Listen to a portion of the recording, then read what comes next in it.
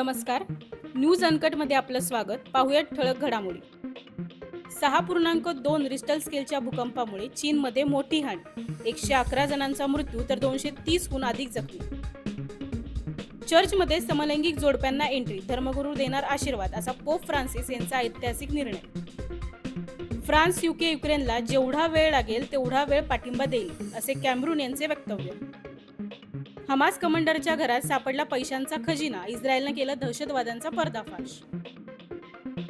पाकिस्तानचे माजी पंतप्रधान शाहिद खाकान अब्बासी यांनी आपण सार्वत्रिक निवडणूक लढवणार नसल्याचं केलं जाहीर. सिंगापूरमध्ये कोरोनाचा उद्रेक, रुग्णात वाढ, पर्यटक आणि नागरिकांना केला सतर्कतेचा इशारा. दाऊद 1000% ठणठणीत, विषबाधेची चर्चा निराधार, असं छोटे शकीलीची माहिती. किम जोंग उनने एका पाठोपाठ 2 वेळा बॅलिस्टिक मिसाईल केली लॉन्च. IMFच्या मते भारत जागतिक विकासात 16% पेक्षा जास्त योगदान देऊ शकतो. क्रिस वोक्सला पंजाब किंग्सनं 4 कोटी 20 लाखाला केलं खरेदी. धन्यवाद.